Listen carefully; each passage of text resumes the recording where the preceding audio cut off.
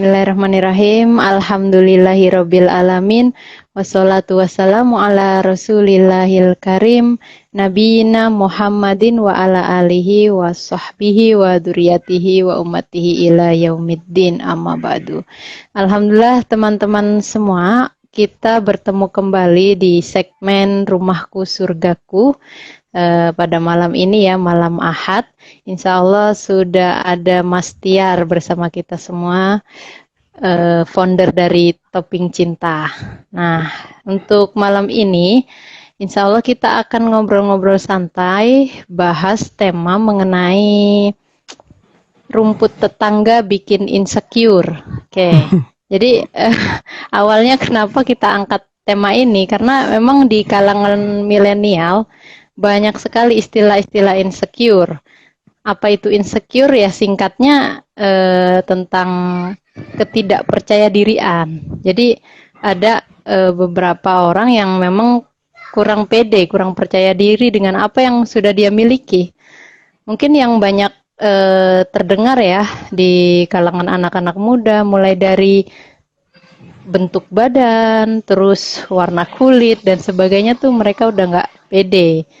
Nah, tapi ini kita akan sangkutkan ke rumput tetangga. Karena kadang kan kalau ngelihat tetangga kok happy gitu. Kelihatannya seneng aja, dilihat dari luar ya, seneng gitu. Padahal gimana sih gitu. Nah, insya Allah kita akan ngobrol-ngobrol nih bareng Mas Tiar, founder dari Topping Cinta Manajemen. Baik, silakan Mas Tiar, tafadhol. Ya, oke. Bismillahirrahmanirrahim. Alhamdulillahirabbil alamin. Wassalatu wassalam ala nabiyyina Muhammad wa ala alihi wa ashabihi wa man tabi'ahum bi ihsani ila yaumiddin amma ba'du. Nah, pada malam ini menarik juga nih. Istilahnya sebenarnya agak repot juga nyebutnya apa? Insecure ya. Karena saya biasa makan singkong ya. Betul ya. Jadi memang beberapa kali atau kalau kita perhatikan di medsos atau di dunia maya, istilah insecure itu sekarang lagi naik daun nih. Padahal juga sudah lama sebenarnya. Dan itu diterapkan pada berbagai hal gitu. Seperti yang Karida tadi katakan, insecure itu kan ada rasa ketidakpedean mungkin ya, atau ketidakpercaya dirian terhadap sesuatu hal. Dan itu bentuknya banyak. Nah, ini bicara rumput tetangga juga sebenarnya nggak ada habisnya. Coba lihat, entertainment yang ngebahas gosip, ada nggak sih matinya? Sampai hari ini kayaknya kalau kita lihat, hidup-hidup aja entertainment yang memang materi-materi gosip atau ngomongin orang gitu ya misalkan. Nggak pernah atau habis. Memperhatikan. Betul. Atau memperhatikan. Nah, kita coba deh, kita lihat dari kehidupan kita ya. Kenapa sih? Nah ini, istilah rumput tetangga lebih hijau, itu juga ternyata nih Karida, menariknya paling cepat kalau kita dengar istilah rumput tetangga lebih hijau itu biasanya urusan rumah tangga, oke? Ya. Dan biasanya urusan pasangan. Sekali lagi ya, urusan rumah tangga dan biasanya urusan pasangan. Kalau bicara rumput tetangga lebih hijau. Dan biasanya notabene itu adalah dari laki-laki yang melihat pasangan perempuannya atau istrinya. Jadi kasarnya ngelihat istri orang itu lebih hijau aja gitu. Dan saya nggak tahu kenapa, tapi ya yang terjadi faktanya di masyarakat kita demikian gitu. Padahal istilah rumput tetangga lebih hijau itu berlaku pada banyak hal, bukan saja pada pasangan. Nah, kita coba kupas nih ya. Oke, kan topik kita itu adalah insecure. Rumput tetangga bikin kita insecure. Oke. Iya. Maka kita perluas nih. Insecure kita udah tahu variabelnya insecure itu apa. Nah, sekarang rumput tetangganya kita perluas. Jadi rumput tetangga bukan hanya masalah pasangan. Oke. Kita berangkat dasarkan apa Karida? Konsep surat Ali Imran ayat 14. Nah, ingat depannya zuyina. Oke, a'udzubillahi minasyaitonirrajim. Zuyina linnasi hubu sahawati minan nisa'i wal banin wal qanantiri minaz zahabi wal fiddah. Itu ada poin pokok. Zuyina, jadi kata Allah, dijadikan indah pandangan manusia, kecintaan, hubbu syahwat, kecintaan syahwat terhadap apa? Minan nisa, perempuan, wal banin, anak, keturunan, wal qanantiri minaz zahabi wal fiddah, dari harta benda. Nah, selanjutnya disebutkan binatang tunggangan dan binatang ternak. Berangkat dari sini, jika kita melihat Karida, memang yang menjadi tolak ukur kemuliaan seseorang pada saat itu di zaman Rasulullah SAW atau di zaman jahiliyah itu adalah hal-hal tersebut. Orang akan merasa bangga ketika hartanya lebih banyak. Jadi dia akan terhormat, akan dinilai sebagai orang bangsawan, hartawan. Kemudian kalau keturunannya banyak, maka dulu orang yang tidak punya keturunan itu aib. Dulu satu. Kemudian keturunan dibahas lagi zaman itu. Keturunan laki-laki. Zaman jahiliyah, orang yang punya keturunan perempuan atau lebih banyak keturunan perempuan, maka itu aib. Kenapa? Karena perempuan dianggap aib. Saat itu perempuan adalah sesuatu yang bisa diwariskan. Oke, zaman jahiliyah perempuan adalah sesuatu yang bisa diwariskan. Jadi kalau misalnya ada orang menikah, kemudian dia meninggal, maka istrinya itu bisa diwariskan. Bayangkan ada anak yang mewariskan ibunya. Gimana coba? Mungkin norma kita saat ini tidak menerima, tapi saat itu berlaku. Ada kisah yang terkenal ya, walaupun ini jadi perdebatan panjang kesohihannya di kalangan ulama sejarah sendiri pun, kisah ini sangat terkenal sebenarnya. Ada salah seorang sahabat Nabi SAW mengubur anak perempuannya hidup-hidup. Nah, jadi dikisahkan itu ada sahabat Nabi sedang menangis. Dia menangis, sahabat lain tuh ngeliat, kok nih kenapa nangis? Terus tertawa, nangis gitu. Ditanya, kenapa kok nangis sendiri gitu loh, nggak ada apa-apa. Dia bilang, saya nangis ketika saya mengingat ketika saya mengubur anak perempuan saya hidup-hidup. Jadi digali, lubang yang besar, dimasukkan mainan, kurang lebih gitu lah. Dikubur hidup-hidup. Karena saking aibnya. Karena anak-anak perempuan diwariskan dan tidak bisa memimpin kabilahnya, tidak keluarganya. Ingat ya, Arab itu patrilineal, jadi ke bapak. Maka laki-laki itu punya kehormatan penting. Kedua, ketawa kenapa? Karena saya menjual berhala. Saya bikin berhala dari gandum, gitu. Saya jual, tapi kalau lagi saya lapar, saya makan aja itu berhalanya dari kue-kue, dari roti. Jadi saya makan Tuhan saya. Nah, ini debatable. Sekali lagi, ini debatable. Dan juga banyak yang mendoifkan kisah ini. Nah, seingat saya itu adalah Umar bin Khattab, seingat saya. Tapi wallahu a'lam bishawab. Kenapa saya kupas ini? Nah, kita bicara fitrah. Oke. Sebelum kita menjustifikasi tentang insecure itu sendiri atau orang yang berlaku insecure, maka kita harus pahami dulu apa yang terjadi. Nah, gini, kadang orang itu gini ya, dalam istilah ungkapan yang sering kita dengar itu kan ya, don't judge a book by cover. By cover. Nah, itu diberlakukan gitu. Nah, kita ingin coba, kita coba terapkan itu. Sebelum kita coba menjustifikasi tentang insecure dan orang yang melakukan itu, kita coba pahami apa sih yang terjadi sebenarnya. Ternyata memang satu sudah fitrah. Nah, ini nih, yang harus fitrah. Maka bisa kita sebut bagian dari intuisi. Fitrah manusia itu, fitrah dengan intuisi itu beda tipis ya. Intuisi itu kan sesuatu yang dia berangkat ya, dorongan dari dalam diri kita, itu intuisi. Kecenderungan terhadap sesuatu itu intuisi. Dan itu tidak bisa, sekali lagi, intuisi tidak akan bisa dihilangkan. Yang sering salah dipahami adalah kita mengebiri intuisi. Susah. Sesuatu yang fitrah kita kebiri, kita hilangkan secara radikal itu nggak akan bisa. Intuisi. Tetapi penyikapan dari intuisi itulah. Nah, loh buktinya apa? Oh, ayat tadi mengatakan zuyina linnasi hubbus sahawati minan nisa wal banina wal qanantiri minaz zabi wal fiddah. Sudah menjadi sunatullah, udah Allah yang menjadikan kita itu tertarik terhadap perempuan. Kesenangan. Maka kalau ada laki-laki, oke, kita mulai nih ya. Maka topik besarnya itu adalah perempuan, anak, harta. Oke, kalau ada laki-laki yang kemudian dia mengalami ketertarikan terhadap perempuan, normal nggak? Normal. Normal kan? Oke. Kemudian kalau ada laki-laki, berarti poinnya normal ya. Dia punya ketertarikan terhadap perempuan, normal. Kalau dia punya rasa kecenderungan yang kuat, normal nggak?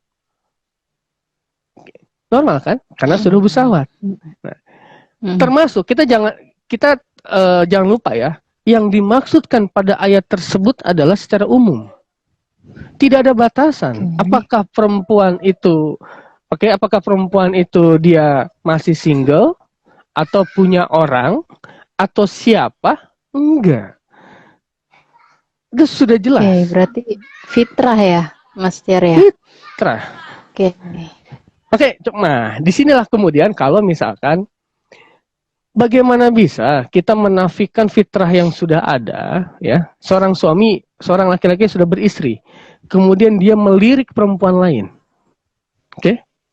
Terus yang terjadi biasanya adalah kita akan menjustifikasi laki-laki itu brengsek, ya nggak sih? Brengsek loh, udah punya mata istri keranjang juga, nah, mata keranjang bentuknya keranjang. Matanya dikeranjangin.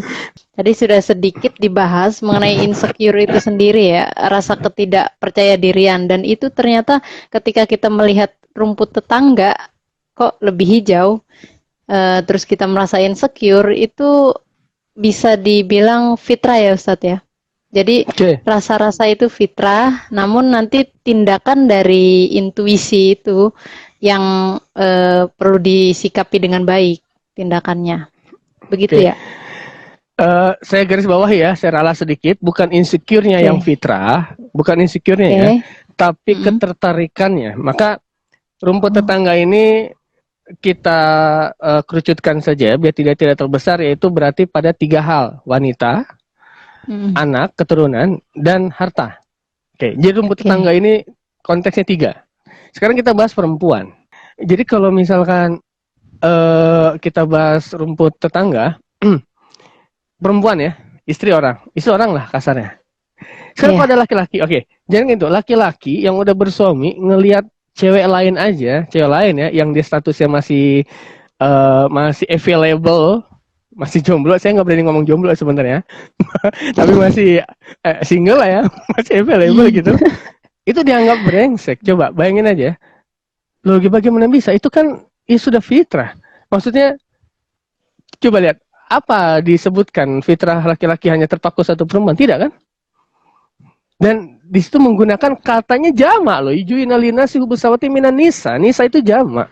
Jamak dari Anisa. Satu. Nisa, perempuan-perempuan ya Ustadz ya? Betul. Jadi nggak cuma satu perempuan. Betul, dan laki-laki emang begitu. Dan saya juga nggak habis pikir kenapa laki-laki yang suka ngeliat perempuan tuh diibaratkan dengan mata keranjang. Itu keranjangnya sebelah mana? Bolong-bolong gitu. Nah, yang kedua, Karida, bagaimana kalau misalkan ternyata dia tertarik terhadap istri orang? Nah, loh, ya kan? Wah, ini lebih brengsek lagi nih, ya kan? Tertarik sama istri orang gitu loh. Coba gimana, brengsek kan? Nah, tapi kita lupa itu dalam tahap normal, dalam tanda kutip ya, dalam tahap normal, dalam tanda kutip. Sekarang kalau misalkan bayangkan laki-laki atau suami, atau gini, bagi perempuan yang suaminya ternyata punya ketertarikan terhadap laki-laki lain, nah lo bagaimana? Kan nggak mikir ke sana ya, lebih milih mana kalau suaminya lebih tertarik wanita lain atau laki-laki lain? Kan aneh. Kan mengada-ngada aja katanya. Oh, ada. Kasus seperti ini tuh ada. Kita jangan lupa ya, ada. Kasus seperti itu ada. Oke, itu satu. Saya di sini tidak bermaksud untuk membenarkan tindakan tersebut, tapi yang saya ingin garis bawahi adalah itu bagian dari fitrah yang kita tidak bisa kebiri begitu saja. Kenapa saya bilang mengebiri? Laki-laki yang ideal adalah dalam pandangan masyarakat terutama perempuan, kita akuilah gitu, kita nggak usah debat panjang, tapi dalam pikiran perempuan, laki-laki yang udah nikah terus dia nggak ngeliat perempuan lain, itu yang top, luar biasa, ideal. Cari laki-laki mana? Nggak ada. Yang ada adalah laki-laki menjaga pandangannya. Dua hal yang berbeda ya. menjaga itu berarti ada potensi, bukan hilang 100%. Itu yang sering salah dipahami. Makanya saya katakan mengebiri. Jadi jangan harap bagi perempuan yang dia ketika menikah dengan seorang laki-laki, kemudian laki-lakinya hanya tertuju pada dirinya. Enggak gitu, cara mainnya tuh enggak gitu. Saya bahasakan intuisi. Al-Quran membahasakan dengan hubus syahwat. Oke, satu. Kemudian syahwat yang kedua terhadap keturunan. Ke ibu-ibu ngumpul di sekolah. Jeng, anakku lo udah bisa kali-kalian sampai 100 lo Jeng. Anakku udah hafal 30 juz. Nanti yang lainnya, gitu aja biasa, coba lo si adek. Ini bahasa Arabnya keren. Ini yang sekolah siapa? Membangga-banggakan keturunan itu udah fitrah. Oke. Saling membangga-banggakan keturunan. Ya. Coba. Lucu, saya kadang suka senyum ya kalau misalkan melihat percakapan orang tua terutama ibu dalam membahas anak-anak mereka. Oke lah, kalau memuji anak sendiri nggak jadi soal. Tapi ketika coba membandingkan dengan anak lain, iya tuh anaknya si Jeng itu loh Jeng, masa udah kelas 5 belum bisa baca? Maksudnya, nah itu fitrah. Sekali fitrah. Udah gitu belum lagi ngomongnya begini. Iya nih, udah nikah belum punya anak aja gimana sih? Coba. Ya. Itu banyak yang seperti itu. Betul. Itu bagian dari hubus syahwat. Berbangga-bangga. Wah, ada punya anak berapa? Alhamdulillah 4. Oh, laki-laki berapa? Perempuan berapa? Perempuan semua. Ih, perempuan semua, laki-laki dong. Coba. Ini apa coba? Subhanallah. Itu adalah bagian dari zuinalina sih hubus syahwat. Intuisi. Kita tidak bisa pungkiri hal-hal tersebut. Ada pada bagian dari diri kita. Nah, makanya saya punya tips trik tersendiri kalau saya pribadi dengan istri untuk menghadapi, menyikapi, bukan menghindari ya, kita tidak bisa menghindari, menghadapi dan menyikapi hal-hal seperti tersebut. Nah, poin yang ketiga, Karida, harta. Ini harta mah paling gampang dah. Ya, paling sering mah kalau kita ngeliat sinetron lah, udah sering dicontohin sinetron mah. Ada tetangga beli kulkas baru, dia gerah. Pertanyaannya, siapa di antara kita yang tidak doyan sama harta? Yang nggak suka sama duit siapa sih coba? Makanya saya suka. Anak kecil aja ngerti, Ustaz. Sudah menjadi fitrah. Memang kita itu sebagai manusia ada kecenderungan untuk menyenangi harta. Makanya godaan setan yang terbesar diantaranya di mana? Harta. Harta. Mau bukti? Loh, buktinya banyak tindak kriminalitas, maling, rampok, korupsi. Kaitannya dengan apa? Harta kan? Harta. Makanya untuk menjaga itu ada doa yang menarik ya dari salah seorang khalifah itu. Ya Allah, jadikanlah dunia dalam genggamanku dan jadikan akhirat dalam hatiku. Harta kalau harta udah di hati, adanya aja masalah, apalagi nggak ada. Kalau di hati, tapi kalau udah di tangan, gampang aja. Sobat EH 156, sebelum kita lanjutkan videonya, jangan lupa subscribe, like, dan klik loncengnya untuk mendukung dakwah kami. Jangan lupa juga share video ini agar ikut mendapatkan jariahnya. Coba kita lihat, kenapa orang misalkan bisa insecure terhadap terhadap pasangannya. Oke, jadi kan dia insecure ketika ngeliat pasangan orang lain membandingkan dengan pasangannya sendiri. Poinnya tuh. Poinnya. Kalau kita bicara pasangan ya, rumput tetangga lebih hijau.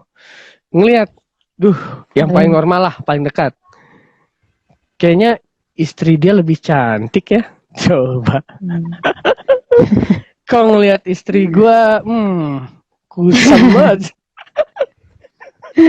Ya nggak? Itu yang paling dekat. Nah, masalahnya kita tidak pernah menarik ke akarnya. Oh, dia dandan nih. Dia cantiknya karena apa? Oh, cantiknya karena dandan nih. Biniku bisa nggak ya? Nah, jadi biar apple to apple. Jadi kalau misalkan kita tahu dia pindah dandan, terus ini juga nggak bisa lagi misalkan istri kita, jangan dibandingin dong. Kita kan ngelihat istri orang itu ketika saat itu aja kan. Lah kita ngelihat istri kita 1 kali 24 jam selama seminggu, dikali berapa tahun dia nemenin kita. Kunciannya, ini garis bawahi ya. Kunciannya itu adalah bahasa leluhur. Sawang sinawang. Hidup itu hanya itu aja. Nah, makanya kita bahas nih. Ya kan, membandingkan istri orang sama istri kita. Udah gitu misalkan yang lain. Menjadi perhatian. Dan yang paling parah, nah ini nih yang paling parah dan banyak sekali kasus seperti ini terjadi adalah memang terjadi di kalangan, mohon maaf ya, teman-teman yang istrinya juga turut bekerja. Jadi biasanya kantoran. Biasanya kantoran. Oke, orang kalau ke kantor rapi dan wangi dong, ya nggak sih? Kemudian kita jangan lupa, setan itu selalu selalu menghiasi perempuan dari ujung rambut sampai ujung kaki. Semuanya. Makanya perempuan mah balik badannya aja luar biasa. Itu Karida. Jadi kita membandingkan, kalau kata saya, kita hanya salah ketika meletakkan konsep sawang sinawang atau banding membandingkan. Salah porsinya. Enggak apple to apple. Apple to apple. Kenapa? Ya kan kalau kita membandingkan pada salah tempat, jadinya ya juga mindset kita inginnya dia kurang atau lebih. Kalau kita bicara analisis ya, kajian atau survei, kayak pemilu kan suka banyak survei, itu aja bisa diformatkan, tidak objek 100%. Apalagi ketika kita membandingkan istri kita dengan istri orang, itu banyak faktornya. Apalagi kalau kita ternyata udah ada masalah sebelumnya, udah selesai. Tapi ingat, ini berlaku bukan hanya kepada istri orang, sebaliknya terhadap suami orang. Nah, ini juga berlaku. Ya kita harus fair dong, harus adil ya, jangan laki-laki perempuan mulu. Sama, perempuan tuh begitu, apalagi perempuan baperan. Kasus yang kantoran lah, dia misalkan dapat suaminya udah punya masalah dari rumah.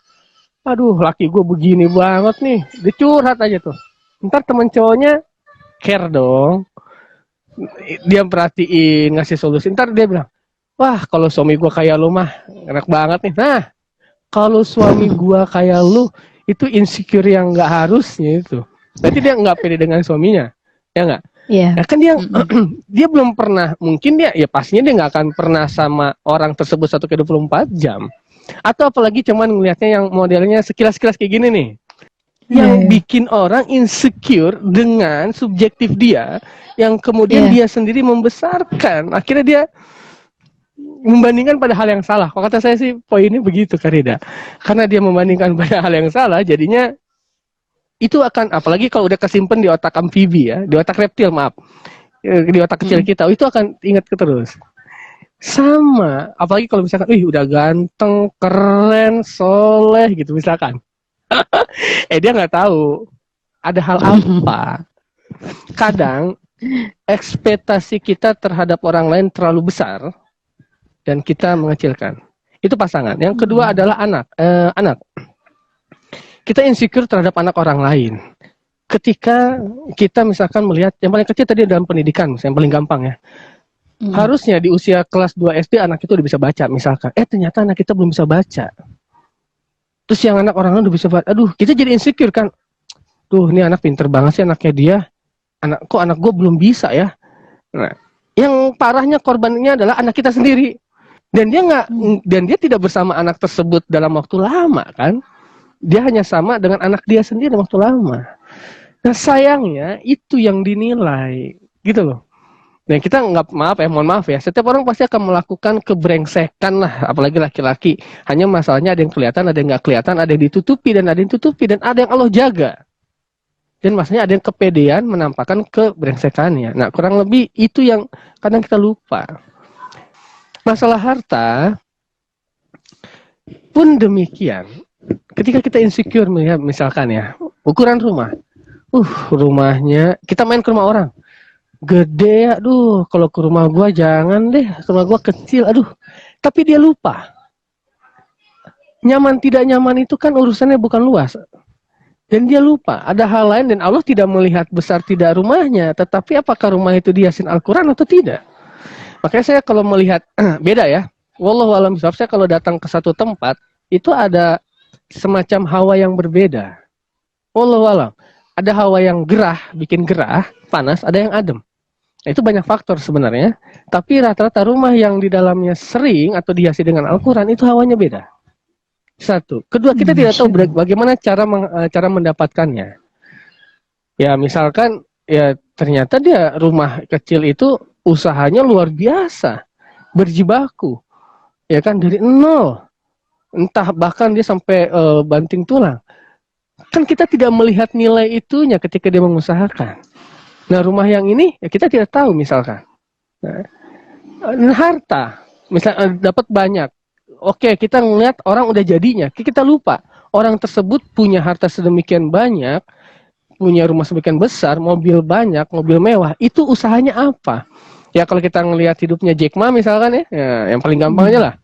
Jack Ma itu berapa kali dia gagal dalam pekerjaan, tapi kan mungkin generasi kita ke bawah ngelihatnya hanya Jack Ma yang sukses. Tapi coba ketika dia nggak sukses, ketika dia nggak terima kerja, ketika dia pontang-panting, coba dong lihat effortnya.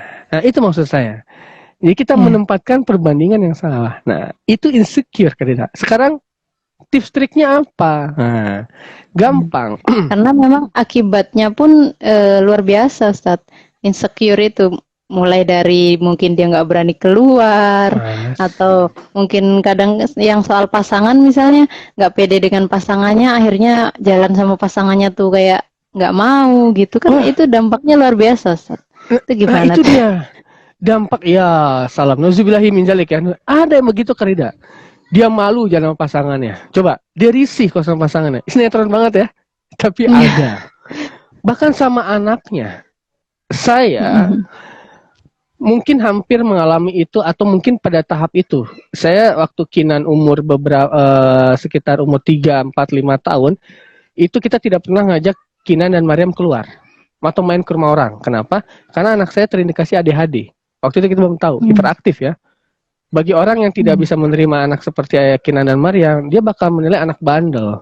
Jadi saya ada rasa, aduh, anak gue ntar ngerepotin nih. Nah, ada rasa begitu. Ya, kalau masuk insecure, mungkin itu insecure. Udahlah, nggak usah lah, di rumah aja gitu. Ya, dan ada hal-hal seperti itu, kita agak susah. Apalagi kalau misalkan rasa itu dampaknya dia kesel ke anak sendiri. Nah, itu yang bahaya. Kalau anak, terus harta, dampaknya apa? Hasad, iri, dengki, kan bahaya. Jangankan hasad, iri, dengkinya itu dipraktekkan, di hatinya aja udah bahaya nih Karida. Tapi kalau dipraktekkan coba, bisa bermain kasar, maling lah. Wah, ada loh tetangga maling tetangga, banyak. Yang paling parah main mistik. Coba main mistik, sihir, entah santet lah, teluh lah, apalah, berangkat dari mana? Hasad itu berangkat dari insecure tadi awalnya. Nah, maka yang pertama harus kita pahami adalah apa sih penawar dari insecure itu? Satu, ada hadis dari Rasulullah SAW ya. Unzur man huwa asfala minkum. Coba lihat orang-orang yang berada di bawah kita.